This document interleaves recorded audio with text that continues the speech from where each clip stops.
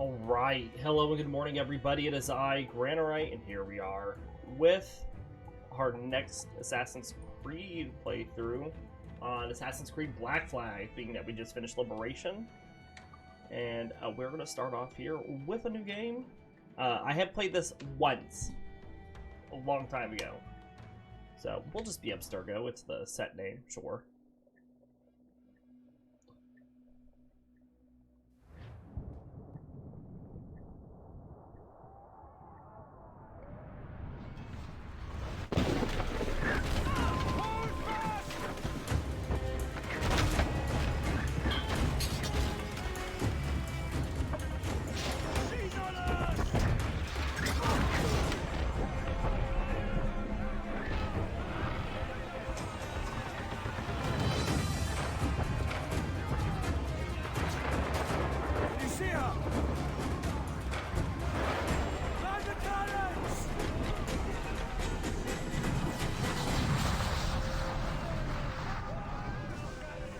We need to reach the ship's wheel.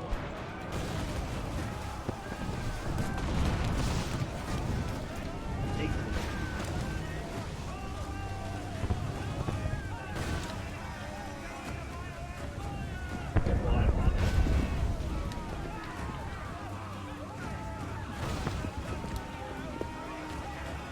Hello.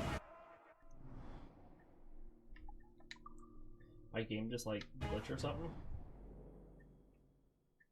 I was pretty sure I was on the wheel. Oh, now we definitely glitched through the game. Let's just reload the whole memory.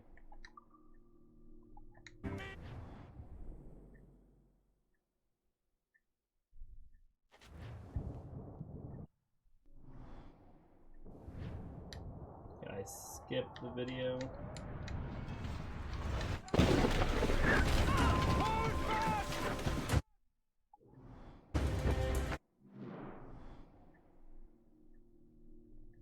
Doesn't look like it. So we'll just watch it again.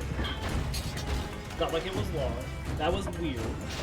I tested this game the other day just to make sure everything was fine. I didn't think this issue.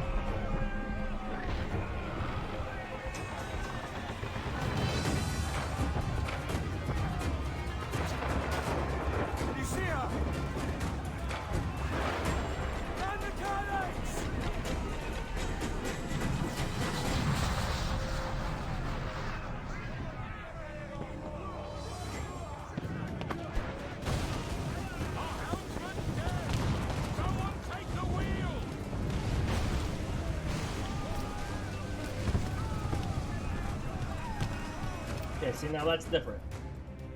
Alright, so fire cannons. Hold left trigger and move with the right stick to aim, and then press right trigger to shoot. Okay.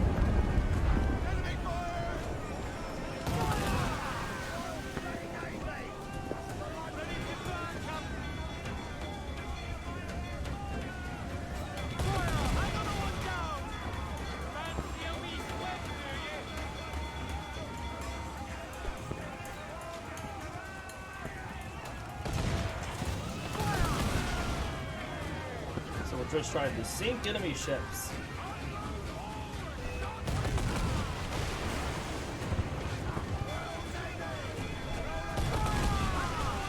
There we go.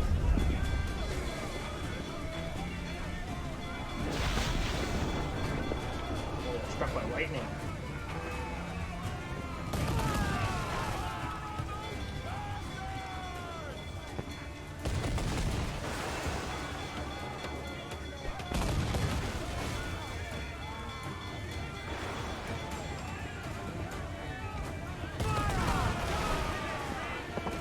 Easy enough.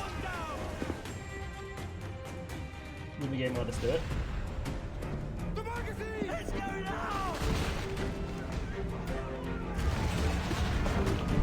Why would you run towards us?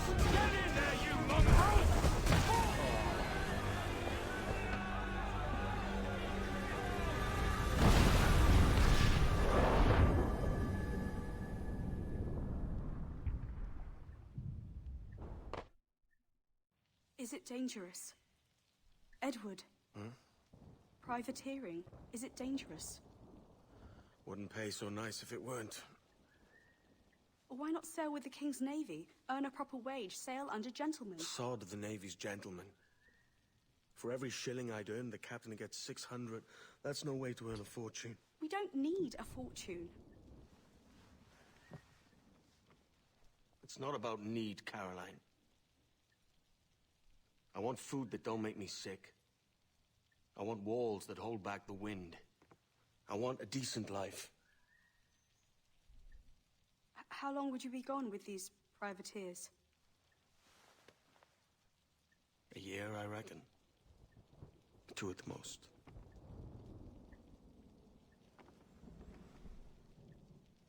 All right. No more than 2. Promise me.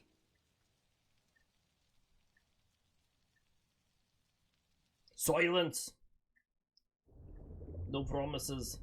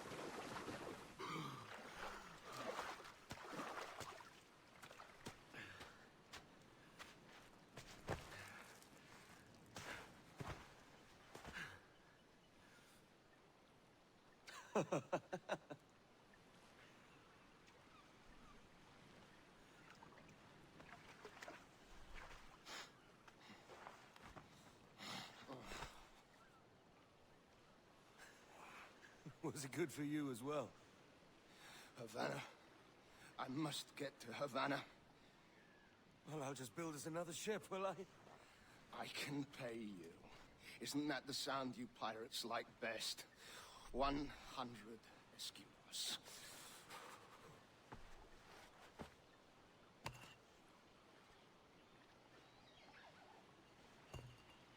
Keep talking. Will you or won't you?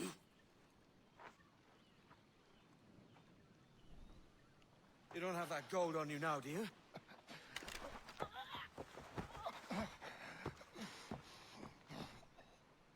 Bloody fucking pirates! Aw, your pad is wet.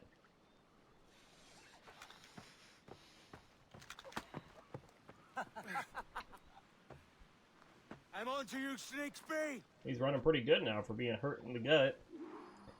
Find the assassin. Come on, mate. We're off to a bad start.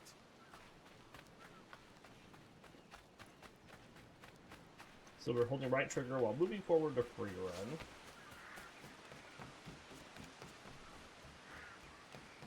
We're not going to get any collectibles or anything now. We can always come back and get stuff later. Will you walk that distance?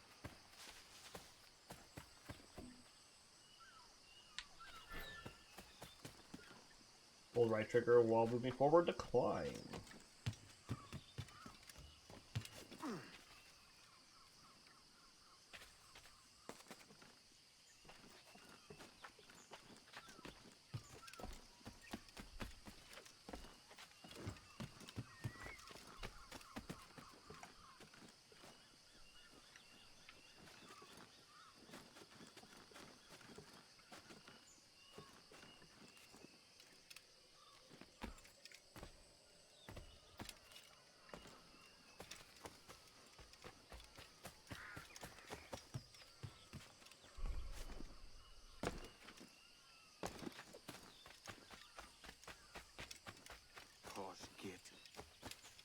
Where's he running to? Follow and I'll kill you!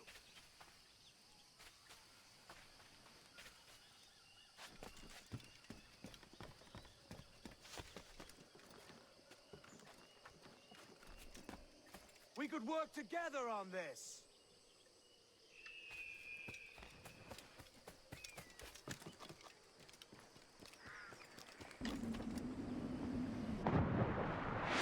See, I can dive too. Keep your distance! Ow. Now we're gonna kill the assassin. Because he shot me!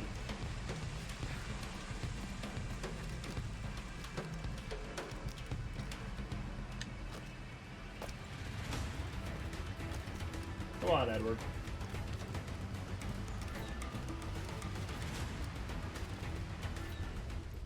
Yeah, Edward got a little stuck. And we lost our target because of it. So we're gonna try again.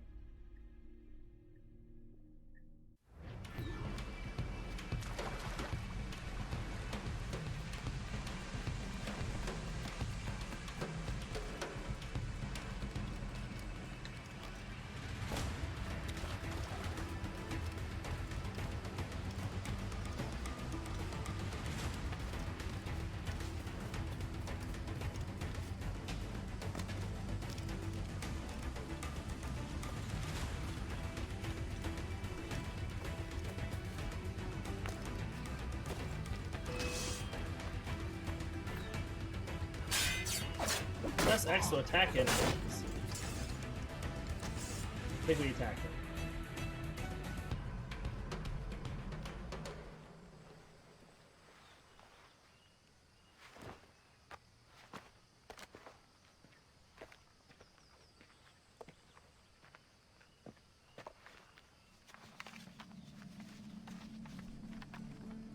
Senor Duncan Walpole,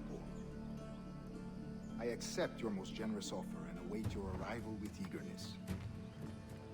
If you truly possess the information we desire, we have the means to reward you handsomely. Though I will not know your face by sight, I believe I can recognize the costume made infamous by your secret order. Therefore, come to Havana in haste, and trust that you shall be welcomed as a brother. Su más humilde servidor, el gobernador Laureano Torres y Ayala.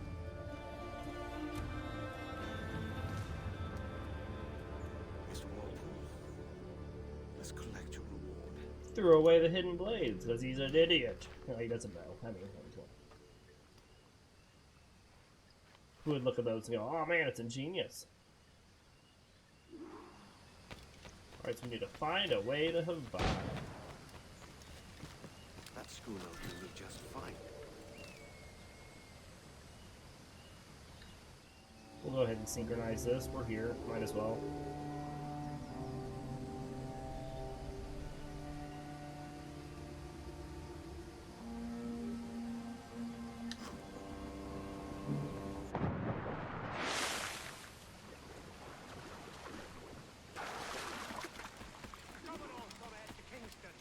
Free the merchant. Sorry, Kingston? No, our destination is Havana. I'm just a merchant. Quiet, you bleeding pirate! You'll hang for the mess you made out there. Sir, I had nothing to do with this attack. My crew and I have merely anchored to water and resupply. Hold it! Stop them! Give me one reason I shouldn't vent your skull. So stalking zones. Dense vegetation can be used as stalking zones. They allow you to hide and move undetected. Using the approach targets stealthily. My sugar, take anything you like. I'll pay you. Anything you like.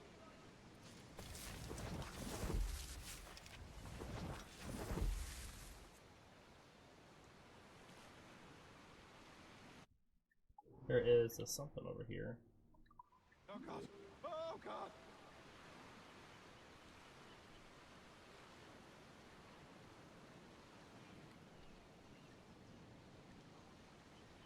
Take my sugar.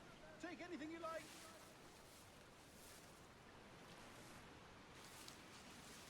We'll come back over here in just a sec. I'll pay you. Anything you like.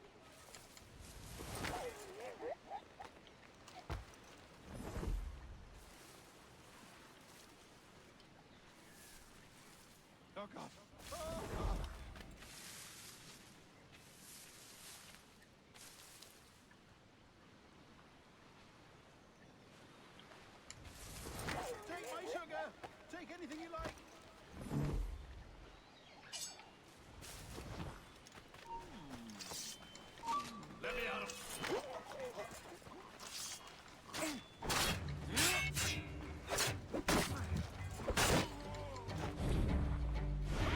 So we press X to attack and B to parry. Anything you like. By God's grace, sir, you saved me. A profusion of thanks. Is that yours? It is my vessel, yes. But here lies its poor captain, and I have no art for sailing. I can pilot her myself, no mind. You don't mean to abscond with my ship, do you? I'm Duncan. What's your name, friend? Steed Bonnet. Well, Mr. Bonnet, let this stay twixt us. But I'm on a secret errand for His Majesty the King, God save him, and I must get to Havana with speed.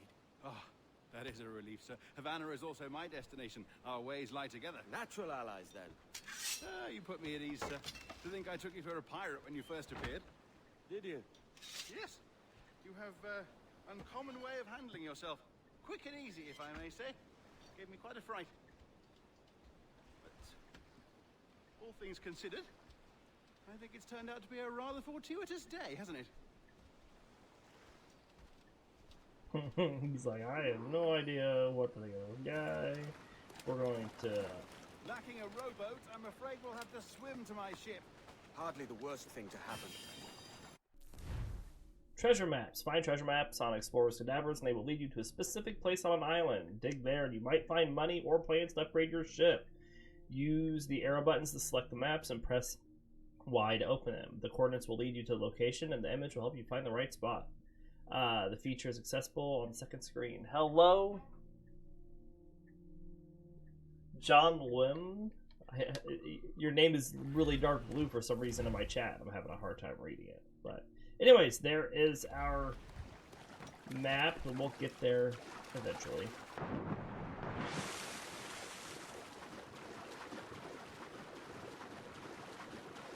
You know, he was over on the island having such a hard time. Look at all the crew on the ship just watching.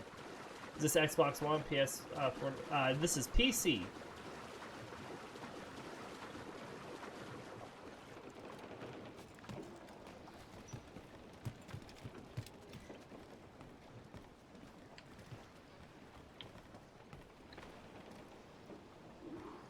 Sail out of the bay. Welcome aboard, Duncan.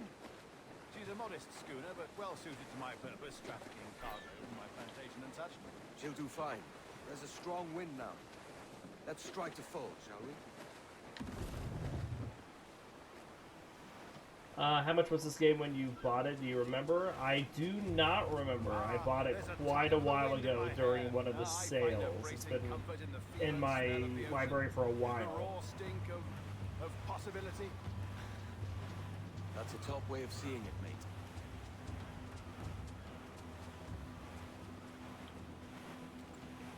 We've really opened it up now, haven't we? That's right, Duncan. Ha ha! Those sailors were What quite a naive animated by the character. idea of pirates roaming these waters. I live in the United States. A possibility. But most pirates stalk the windward passage between Cuba and Hispaniola. Oh, I see. Yes, that is a bustling strait. Ah. Well, welcome to the I shouldn't stream. worry about being waylaid by pirates, truth be told. My ship is small, and I have nothing of immense value. Sugarcane, yields, molasses, rum, that sort of thing. There's not a pirate living who turned his back on a keg of rum. Well, yes. Yes, I suppose that's true.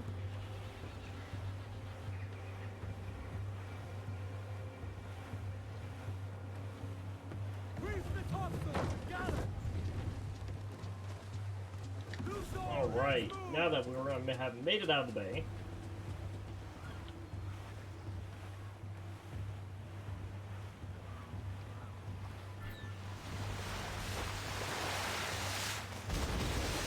Meow.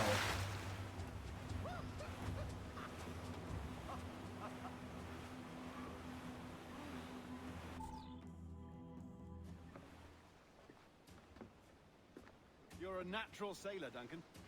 I did a decent trick at the helm some time ago. 2 years before the mast as a privateer. Dash my buttons. Your life seems a grand one, if I may say. So full of adventure. How marvelous. I've seen my share of strangeness,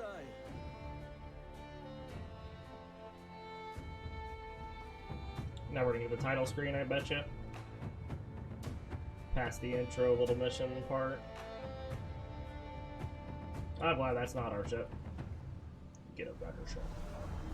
Fantastic work. Very promising. Very promising. No, there's a lot of side quests in this game. Yep, a lot of side quests, a lot of collectibles. It's gonna be a great time. There you go. Welcome back.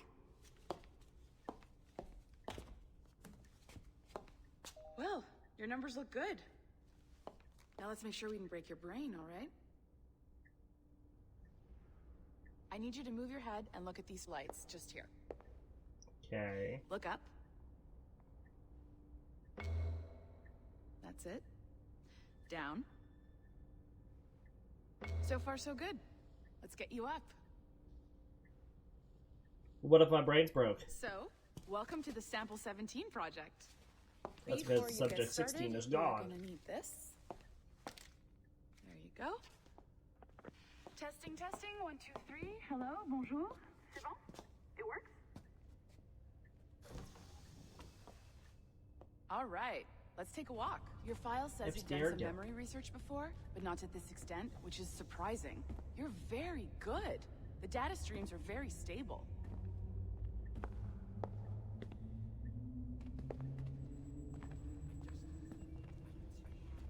Impressive, right? This building is barely 6 months old, but Abstergo Entertainment has been a studio for Oh, few it's pretty years, late there. since 2010. Like 13 hours difference. It's 8:30 here. Maybe you saw AM. Liberation? That was our first title powered by Animus Tech. That was just the tip of the iceberg. Soon, we'll be unveiling commercial Animus servers for the whole world to enjoy. They'll offer passive experiences, of course. Edited versions of real history. But only the exciting parts. And we think we found the perfect subject for our first full-length virtual feature. Caribbean Pirates. So that's your gig. It'll just take a minute, okay? Recognize that person? Well, thank you, Nancy. Bonne journée. And that guy over there is C'est bon. a familiar face as Magnifique. well. Merci. Sean and Rebecca. This is for you. The primary tool of our trade. Your communicator. Power it up and give it a look. It's pretty slick.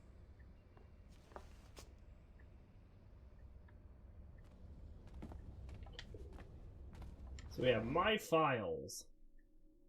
Employee Passport. It's your passport here at Abstergo. This is interesting. This actually has stuff in here. Because this is what it says. Welcome to the team. Congratulations on making the bold step towards the best years of your career. Abstergo Entertainment has a fresh outlook and a unique way of working. With so many possibilities for growth, it can be overwhelming at first, but we're here to help you get settled in and down to work. The work of following your dreams. A new kind of entertainment. Inspiration strikes at unexpected times in unusual places. We got our start at the entertainment division of a technology company, Abstergo Industries, where research into genetic memory, more on that later, led to captivating, enthralling surprises. Today, with a wide range of transmedia offerings, from games to books, films, and comics, we're more than just an entertainment company. We like to think of ourselves as a history company, built on science. Now, those are some good genes. Time to innovate. In 1937, Abstergo Industries is founded with the ambitious objective of making the best results of scientific progress available to humanity widely, accessibly, and responsibly. In 1937, Abstergo Industries is an early supporter of workers' unions. Our relationship with our employees is even closer and stronger today in all of our subsidiaries, including Abstergo Entertainment. In 1940, recognizing its responsibility to create opportunity and stability for its people, and all people, Abstergo Industries takes the role of global leader, aiding the establishment of the World Bank and NASA among many defining initiatives of the 20th century. In 1978, the first Animus device is created and the discipline of DNA memory research is born. In 2009, after 25 years of meticulous testing, DNA memory is ready for public consumption. Abstergo Industries launches a pilot entertainment division to produce experimental features for entertainment markets. In 2010, the prototypical Abstergo Industries Entertainment Division issues its first release, Project Legacy. The social media phenomenon dazzles audiences by allowing them to relive genetic memories of historical figures and little-known heroes of the past. In 2011, via its growing entertainment division, Abstergo Entertainment tests a new multiplayer simulation of historically inspired entertainment gems. The experiment is embraced by a competitive new generation of gamers eager to outdo one another. In 2012, in collaboration with major video game publisher Ubisoft, Abstergo Entertainment's Assassin's Creed 3 Liberation is released, and for the first time, the public hears the story of Aveline de Grandpré, a fallen assassin who discovers the light with the help of the Templar Order. A modern classic is born. In 2013, ground is broken on Abstergo Entertainment's new headquarters in Montreal, Quebec, Canada. Home to gourmet cuisine, major shows, great shopping, and a vibrant local culture, Montreal blends old world charm with new world energy. The perfect balance for our entertaining, historical, scientific, innovative company. The present and beyond, you can join our team. A star is born. The future looks brighter than ever. Alright, we got your role in fitting in. Your role. We go out of our way to recruit the most talented people from all walks of life. Innovators, producers, good listeners, who are always seem to know what we need in a moment before we do. You should feel at home in your Animus workstation to explore history with the thoroughness you crave and we expect. Who knows? Maybe you'll uncover a past technology to the benefit of future generations, unearth evidence of a secret society, break a few codes, or make an astounding connection between mysterious documents. This could be the beginning of something beautiful, or shocking, or evocative. It's all there in history, and the secrets of humanity are at your disposal, thanks to the genetic memories we put in your hands. Fitting in. At Abstergo Entertainment, we understand the power of knowing where you belong. That's why we've designed an ironclad hierarchy that leaves the organization to us, so you can do what you do best, research and create to your heart's content. No need to worry about getting ahead. We'll take care of that for you. Constellation of teamwork. Oh, that was the thing at the bottom. So practically speaking, your work hours are from 8:30 a.m. to 5:30 p.m., but feel free to start as late as 10 o'clock. And don't be surprised if you get so absorbed in history, you sometimes forget to go home. Vacations. Everybody needs a breather once in a while. Your first week off will come after 3,000 hours in the Animus or a year at Abstergo Entertainment. Whichever comes first, it's going to fly by. Benefits. We have the best life insurance plan in the business, and that's just the start. Food and common areas. You'll find everything you need for a healthy, energized work life right at your fingertips. Check the atrium for everything from fresh sushi to organic direct trade coffee. Yum! Building security. Your communicator will give you access to the areas you need. Diversity and gender equality. Abstergo Industries and Abstergo Entertainment recognizes the fundamental benefit to humanity of striving to include the best minds from around the world and across society. If you have ideas for reaching and engaging new contributors from underrepresented segments, you are encouraged to contact HR. Non-disclosure. You are free to trumpet your enthusiasm and loyalty at Abstergo Entertainment on social media. Heck, shout it from a rooftop if you need to. But remember, unless specified, the following information must not be shared. Project details, their titles, launch dates, themed characters, settings, and all other identifying traits. The physical layout of Abstergo Entertainment and Abstergo Industry campuses. The makeup of teams, including immediate colleagues, supervisors, reports, and their project status. Mentions of any technologies, partners, affiliates, retailers, wholesalers, and allusions to the details of the sales reports or bonus structures must not be shared. For the protection of marketing and media schedules and potential loss of data, employees are encouraged not to travel with work, but in cases where it cannot be avoided, are advised to use laptops, tablets, and communicators only in approved Abstergo hotels and meeting rooms, never in public or in unvetted spaces. Practicality continued. Benefits. That's stuff we already read. DNA memories. Okay, DNA memories, how it works. No one really knows. Just kidding. It's a safe and well-documented process. Steps: 1. Acquisition. 2. Extraction. 3. Exploration. And 4. Editing. What some call animal instinct, Dr. Warren Vidic termed genetic memory. Locked within our DNA are records of our ancestors' lives. The Animus is a device that renders genetic memories in 3 dimensions. It is a window into the past that allows you to experience history, but not change it. That happens later, in editing. Once we were bound to explore only genetic memories of our own ancestors, but today it's possible to research within the memories of any ancestor for whom Abstergo Entertainment holds a viable sample for extraction, and all with negligible side effects. Note, genetic memory records for a given ancestor end at the moment of conception when the genetic material is passed on. And this is the building plan. All right. You may have noticed that security seems a little light around here. That's because your communicator is your key to getting around.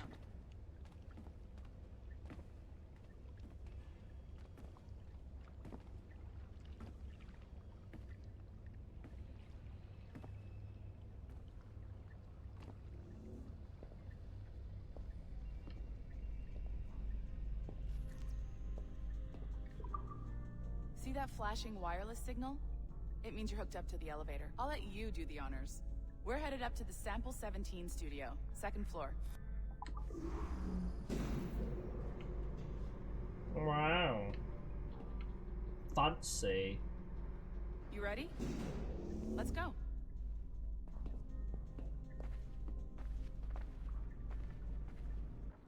Ah, there's the boss, Olivier Garneau, our CCO. I'll introduce you. Bonjour. Salut, Mélanie. Ça va bien? Well, thanks.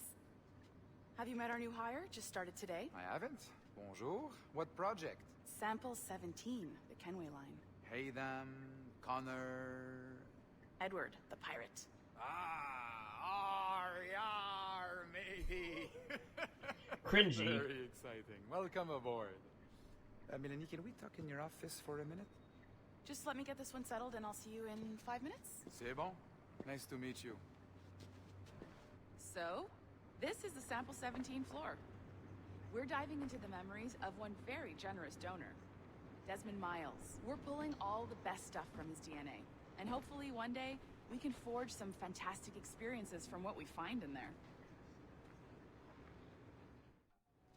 This pair of legs is John, one of the wizards in IT. He's just fixing something for you. Not fixing, calibrating. Calibrating, right. So here we are, your very own Animus workstation. This is all yours, so sit back, relax, and find us some good footage. If you need any hints or tips, the Animus is loaded with tutorial programs, so you'll have no problems. And I'll check in on you later. Happy pirating. Alright, we need to return to our Animus. What's this QR code?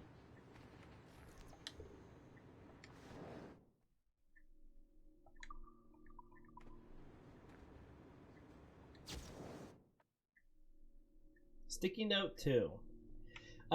Being that life is both sacred and profane, priceless and worthless, fleeting and eternal, we submit. Being that life can be as easily construed from primordial swamps as from a stinking petri dish, we submit.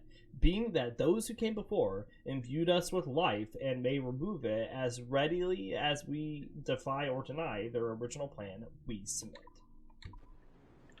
Okay. Now once us to hop back in, I guess we can look around for some more of these QR codes.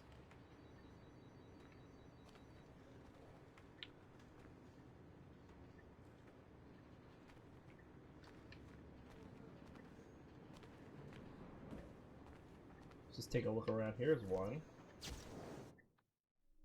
Sticky note 8. Take saturated fats and high fructose corn syrups, which poison us, and soy, which has been known to make men into women. Take computers, which count so fast we cannot keep up, nor should we, for we are an imperfect race of disgusting shells of tissue and bone incomplete in or of ourselves, and we must have masters to survive. We must admit our masters. Okay, well that's a little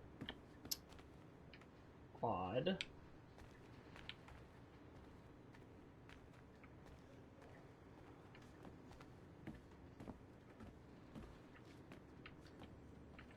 So we're just looking around right now.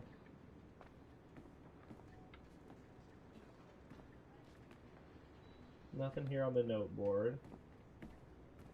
Need to access 2 to get in there. Here's the sticky note. Sticky note 7. Take the cinema, which gave us lies, as a man once said 24 times per second. Take the phonograph, which preserved noises which ought to be ephemeral. Take the television, which is obviously stupid. Take video games, which are secretly stupid, and you all know you wish there was more pornography. You know you do. Well, okay. There are 20 sticky notes, my thing says.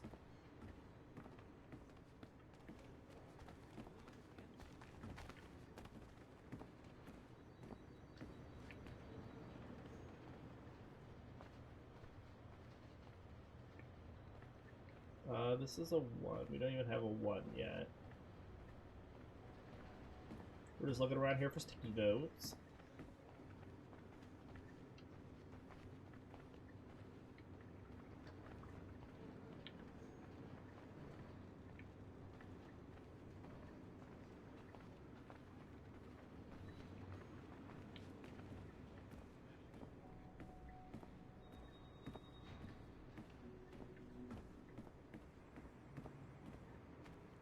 Look if there's anything in here. We need to make sure we check everybody's little cubicle too.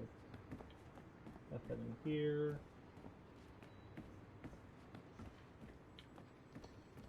I think we already checked that one. There's one in there, but we can't get in there right now.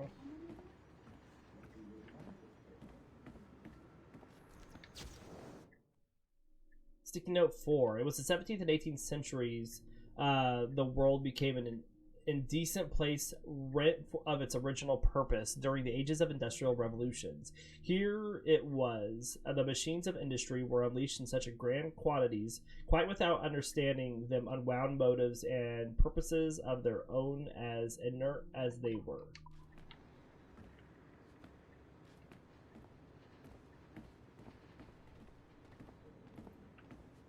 Nothing in the little lounge here.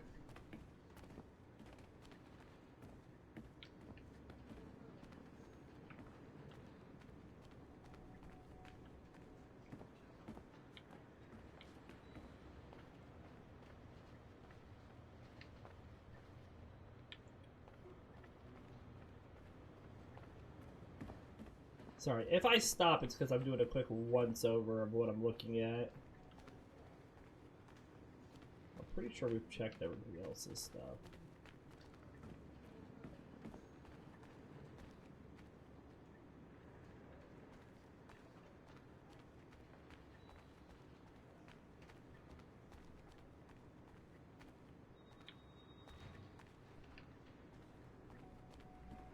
We could go back down and check the entry area again really quick.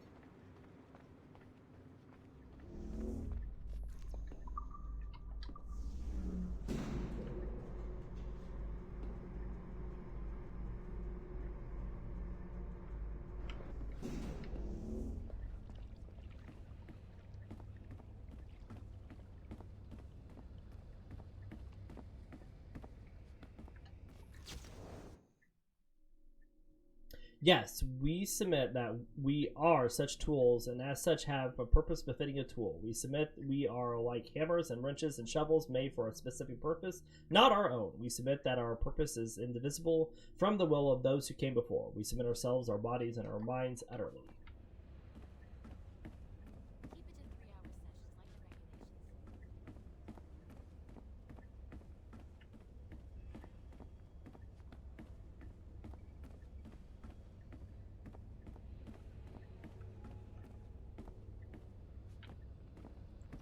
We're just looking out right now for QR codes, notes. What about it?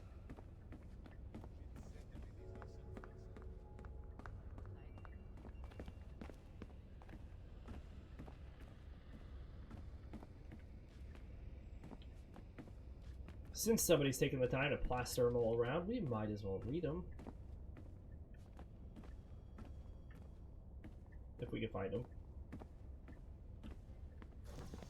The bathroom.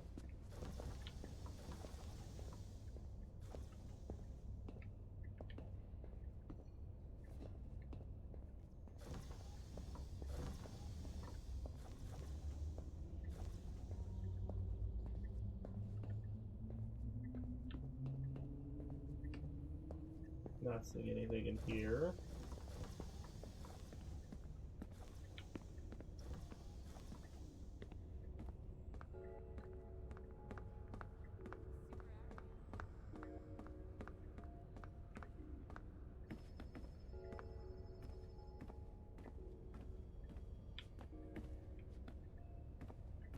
Alright, well, I guess the last place we can look down here is... We can go down these steps a bit.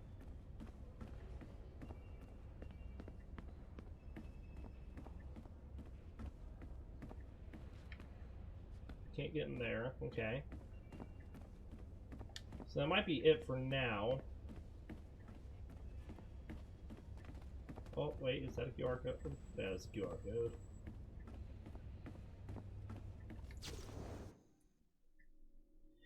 Take for instance gunpowder, which gave us great mastery over fire. Take for instance daguerreotype, which warped our way of seeing truth.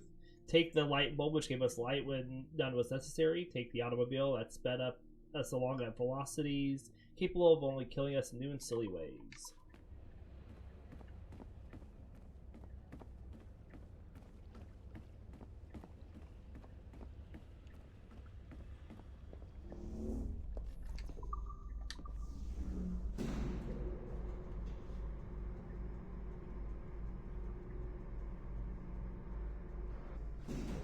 Looks like there was one here I missed too.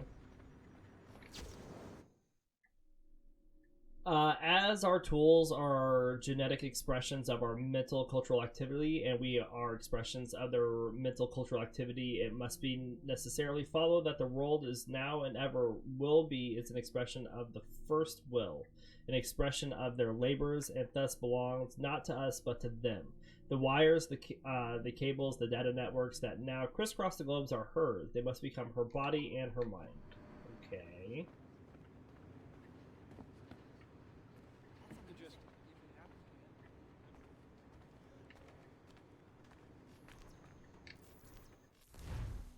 Welcome to Animus Omega, Abstergo Entertainment's proprietary ancestral memory research tool. If you have any questions, comments, or concerns about how to operate your Animus console, please contact your project supervisor, Melanie LeMay. You have been registered as part of the Sample 17 project. Your primary research target is Edward James Kenway, born March 10, 1693, Swansea, Wales. Calibrations complete. All signs normal. All systems optimal. Extra neurotransmitters activated.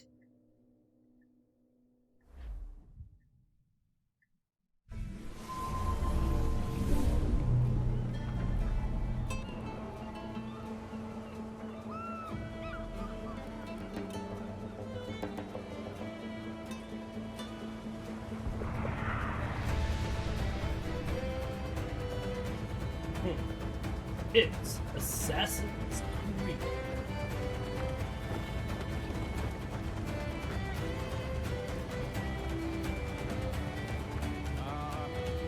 Lively Havana. I've been here once before. How you doing, Should be Christian? awful pleasure.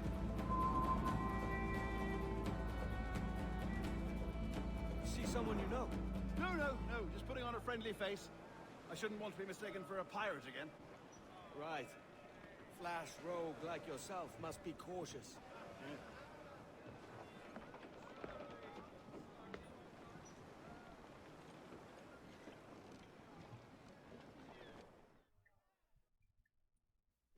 My day's going well so far. Thank you for asking. It's Friday. Mad to think Spain and England were at war 2 years ago, isn't it? Here I am, bartering with Spaniards like they were my cousins. Nothing wrong, Duncan? No, it's nothing. Sand in my hampers. So where's the best squad in town? I'm dying for a quick kip. Or a siesta, should I say. I'm just headed to a public house now to meet some merchants. I could show you the way. Well, lead on. I hope you'll tarry a bit while I conduct my meeting. Let's go, Steed. It'd be a great relief to have a man of your stature nearby. Yes, misunderstanding. I can hang about. I might have a drink. Splendid. Drink. But they don't take kindly to pirates here, do they? Wonder how many stolen reals bought these men this purge.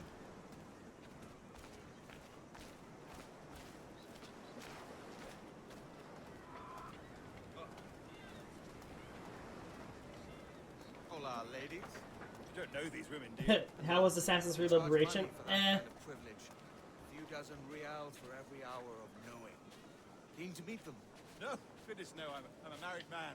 Married men are their forte, mate.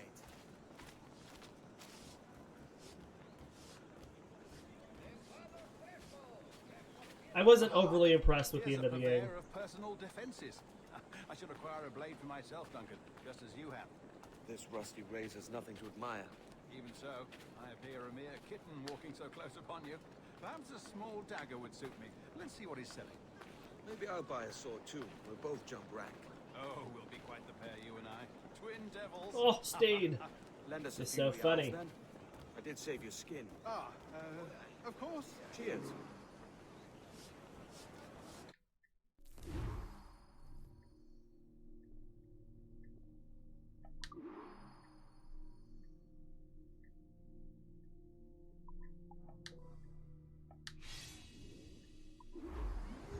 I need to get this one, as many have said it. This one is really good. I really like it. I hope you are able to watch it as I play it. Still, it'll do in a pinch. Or catch up on it. Oh, puffer duff. I have led us astray, Duncan. Oh, no matter. I'll get us a better view. What are we looking for? A tavern with a sort of courtyard interior. What's this? To climb the church.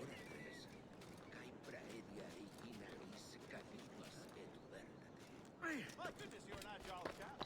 Every finger's a fishhook. That's how you tell a true sailor. That's right, Steed.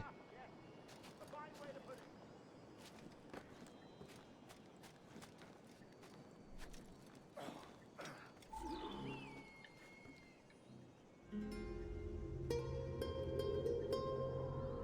The music. Wow. The music is great in this game. I think I see the place. We're not far. Hang tight. I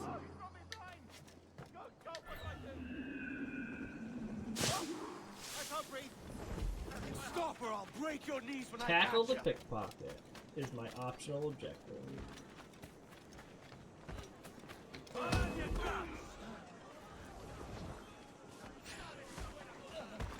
So do I tackle them?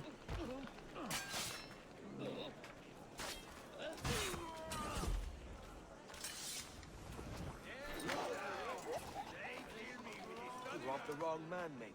A fellow with dangerous friends. Go back and meet Steed.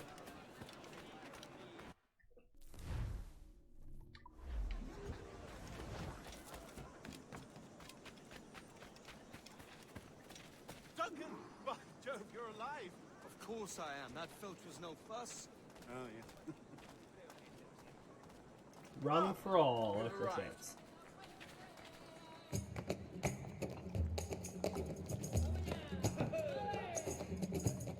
Take your time. I'll be just here. Fancy meeting no Welshman deep in Dago country. I'm English myself. Biding my time till the next war calls me to service. Lucky King George, having a piss pot like you flying his flag. Oi! Skulk! I've seen your face before. You's mates with them pirates down in Nassau. Shut your fucking gob or I'll fill it with shots, you hear me? Oi. Edward, is it?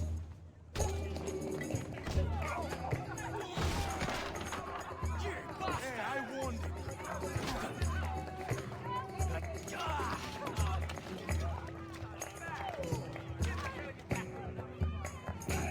You want to dust? Oh, just a second.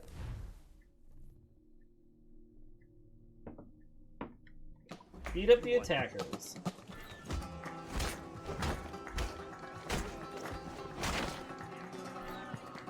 Come on, lads. I've seen bigger arms on a bird. Okay.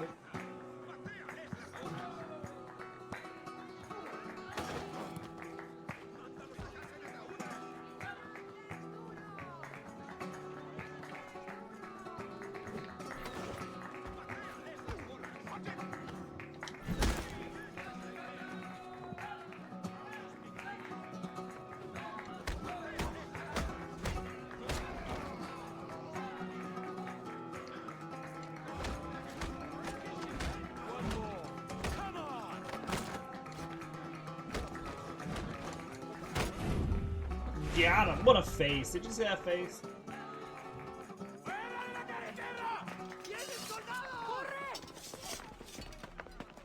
You're not leaving me. I'll catch you up. Perro inglés. Escape and hide in the area. Smoke bomb. Press the arrow to select the smoke bomb, then press Y to use it. Smoke bombs incapacitate the enemies for a few seconds, allow you to escape or kill them easily.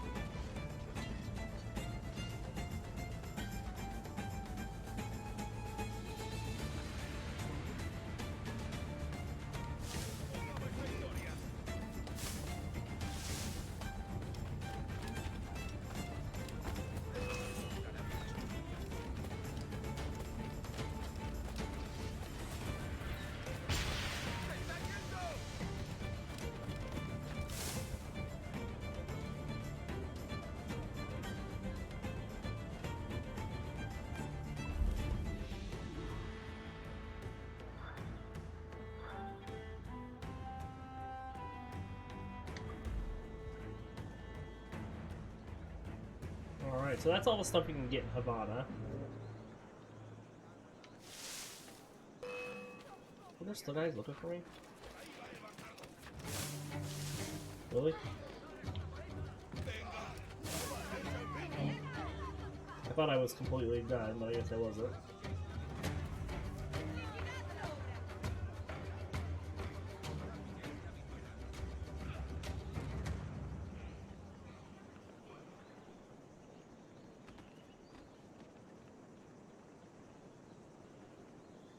Go check this.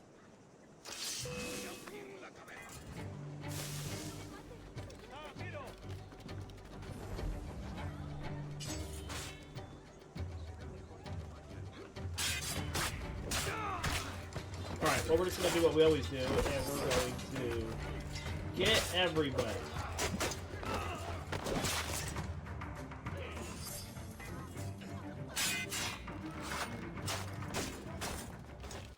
So it says we can open up the challenges page here. Okay. So we have all this stuff on this map.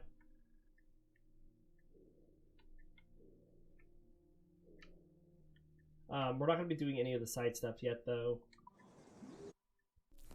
I would like to get into the database.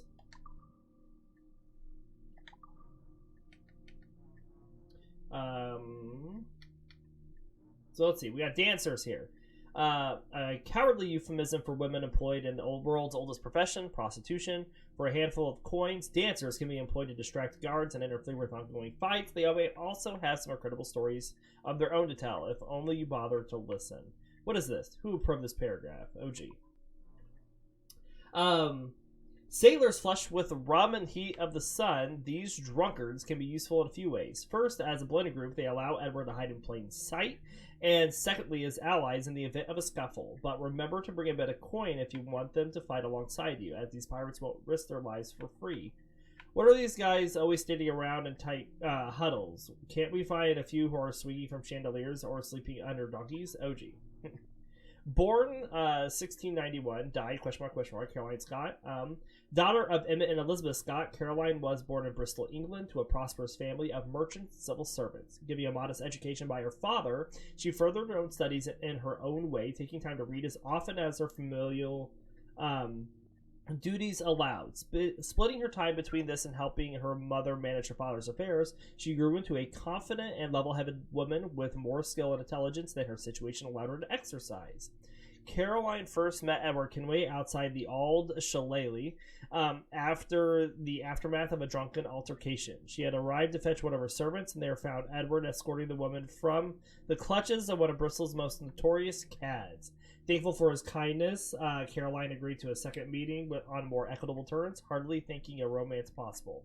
And yet, against most odds, just as what happened, Edward and Caroline grew quite close and soon fell in love, much to the dismay of her father. Emmett Scott had already promised his daughter to the son of a wealthy East India Company executive and made his displeasure apparent at every turn.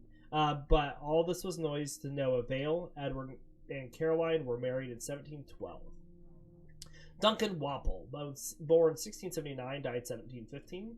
Second cousin to Robert Wapple's Britain's first prime minister, Duncan was raised in relative comfort and ease until his 18th birthday, whereupon he joined the British Royal Navy as a midshipman with dreams of becoming a full officer.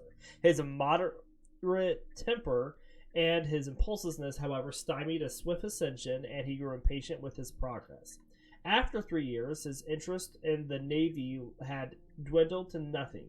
With his heart set on finding a post with the East India Company, he had a chance meeting with a fellow sailor who he had come to respect and admire, and it was the sailor who introduced Walpole to the Assassin Order and all of its teachings.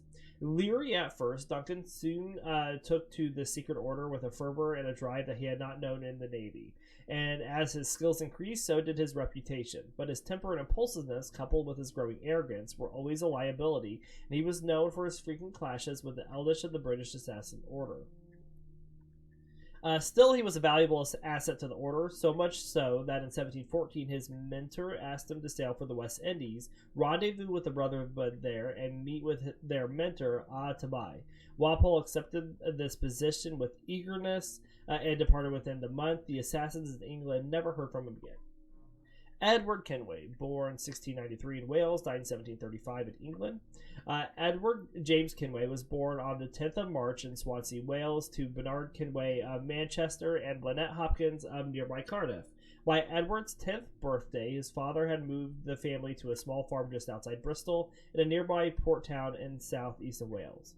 No, not sure a Welsh leading man would be interesting. Can we do an ADR to replace his voice? I know a great actor from London who would be perfect, speaks in a gravelly RP accent. Yeah.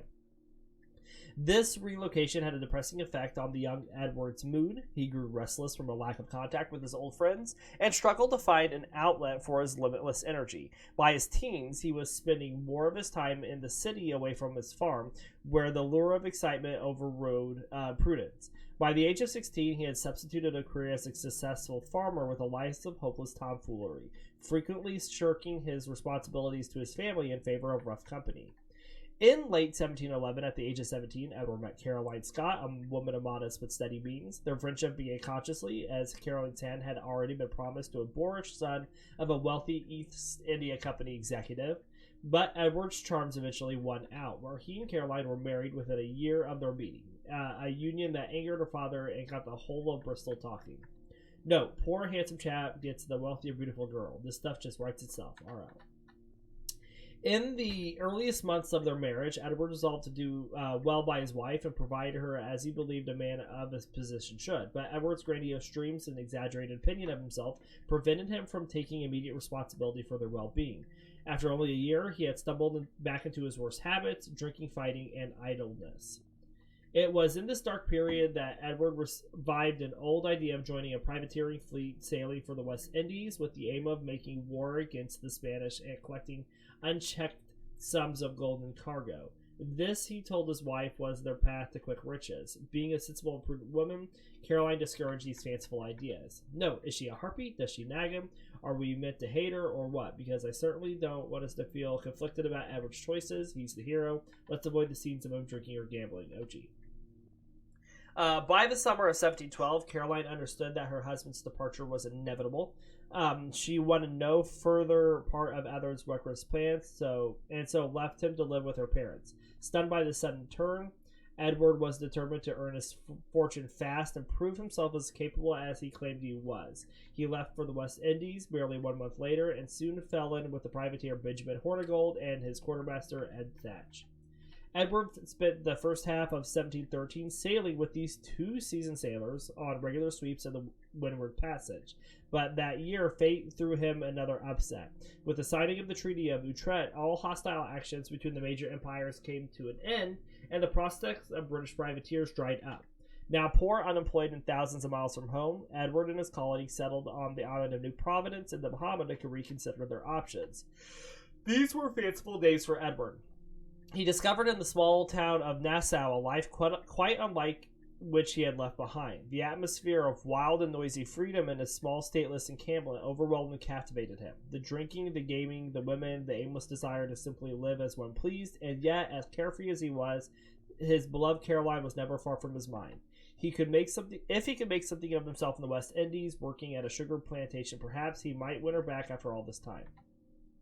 But in this absence of true conviction, habit takes hold fast, and it was only a matter of time before Edward set back out to sea with his mates to live the life they knew best. No longer privateers, legal and sanctioned, but as pirates now with nary a whit of loyalty to kin and country, earning his fortune by the sword and pistol and praying his end was never too near.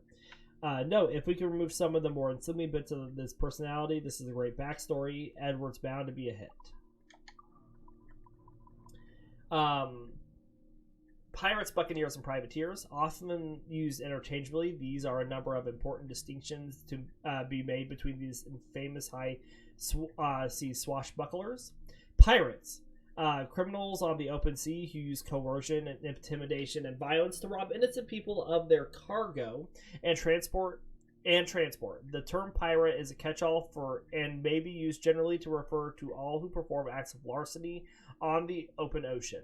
Pirates have been a problem since the advent of the long-distance ocean travel. Every age has seen its share of pirates, and every age has cursed their name and romanticized their cause. During the so-called Gold Age of piracy, roughly 1650 to 1725, the majority of pirates were from the British Isles. Most were young men in their 20s, and almost all had already gained some experience as sailors before falling into piracy. Buccaneers. Though often used as a synonym for pirates now, the term buccaneer refers to more specifically to a group of pirates who lived and operated in the West Indies in the middle of the 17th century.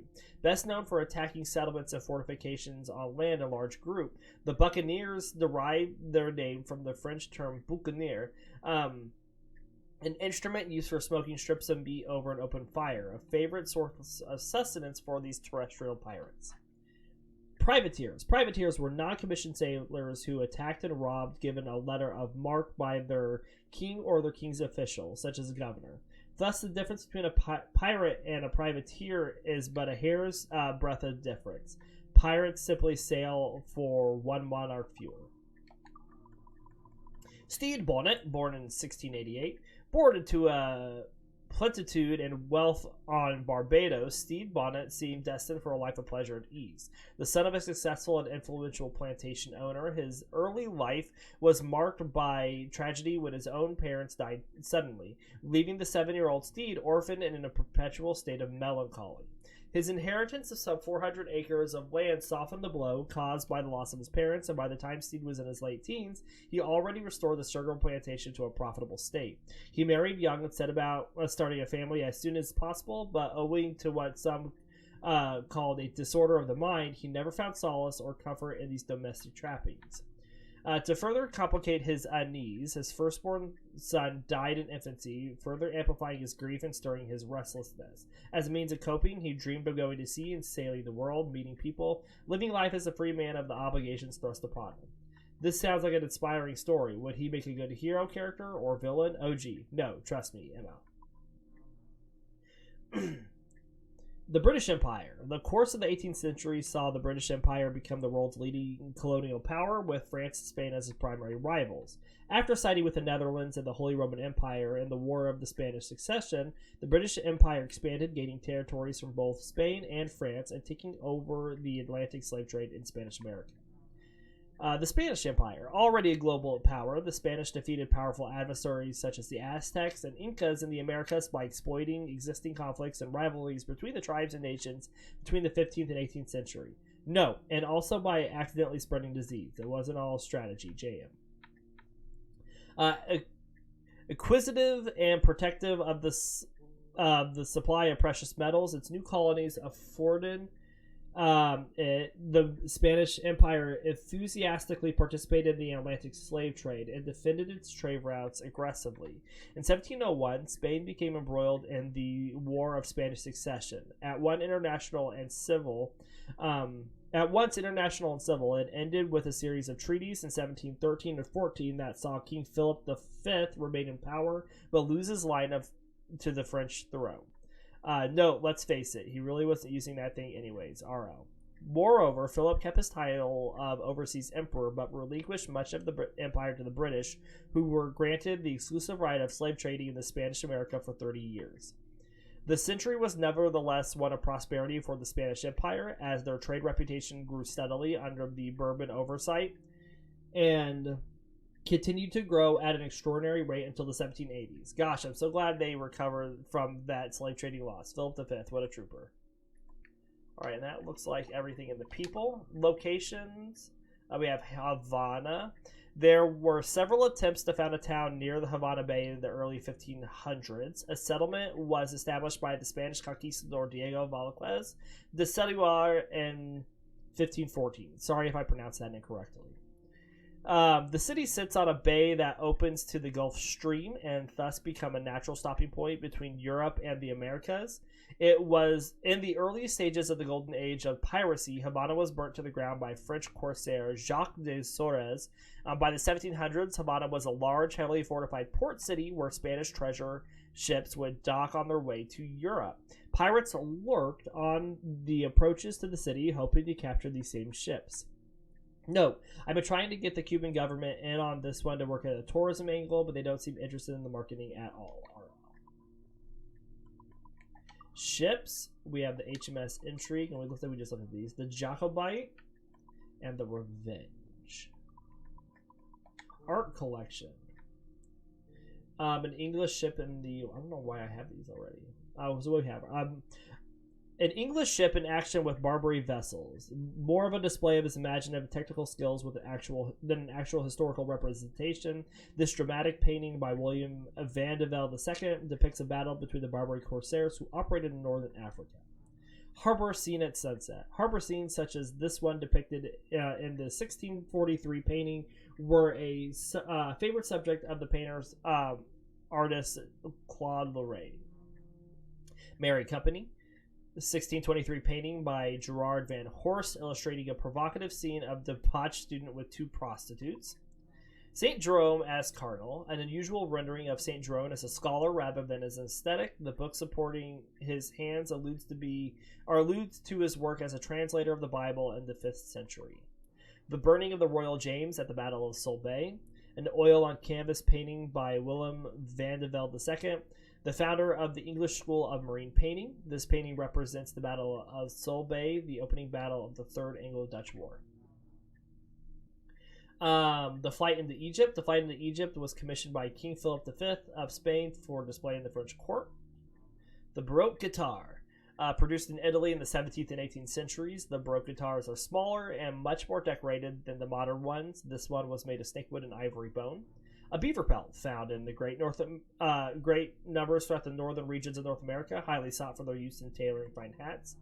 Bracelet. An ivory bracelet owned by the Nigerian chief from the kingdom of Owo. A cabinet. An armoire heavily decorated with tortoiseshell and brass. A clock. An English log case of clock displaying hours, minutes, moon cycles, and the times of high tide around the London Bridge. A commode made by layering tortoiseshells and brass. Goa stone container. An elaborate gold container meant to hold a Goa stone, a man-made balls of precious stone compounds used as medicine. Jar with 4 faces. Ceramic jar depicting 4 faces created in Casa Grande. Thought to bring increased wealth to the region. A cast cupboard. Caston was used for storing linens. This piece produced in New York has an art style that mimics techniques used in the Netherlands. A map of the world, a beautiful map of the world with period-specific cartography. An oboe, a French instrument makers invented the oboe late in the 17th century. This one was made by Hendrik Richters, considers to be one of the finest oboe makers of this period. Parade helmet à l'antique. French Early Baroque French parade helmet designed in imitation of ancient Roman examples, probably intended for use in a mock joust or carousel. Scherer's 1700 globe, a globe crafted in 1703, adorned with a vivid Catholic imagery and decoration, contains interesting cartographic, I don't know why I could say that word, errors such as depicting modern-day California as an island. Silver two-handed bowl. Silver bowl fabricated in New York in the early 1700s, commonly used to contain brandy and raisins, which guests could scoop up themselves using spoons. A trumpet with 5 ferrules, a wood block binding tassels, and a Nuremberg rim, common to the German city of the same name. Violoncello, produced by Antonio Stradivari, from a combination of spruce, maple, and ebony, strung with gut strings overspun with fine metal wire. Wida galley style bell. Ship's bell is a prized possession whenever a ship is broken up. Often engraved with the ship's name, they were used by the crew to indicate time and important events like shift changes and meals. Wooden term statue of Saint Adrian, patron of the saint of plague and believed to cure illness. Saint Adrian was martyred in the early 1300s after having been tortured so severely that his intestines were exposed, as depicted in the statue. Wooden term statue of Saint Livertine. Saint Liverton is thought to be able to cure stress and headaches. He is often represented clutching his head as though he were in great pain. And it looks like that's everything.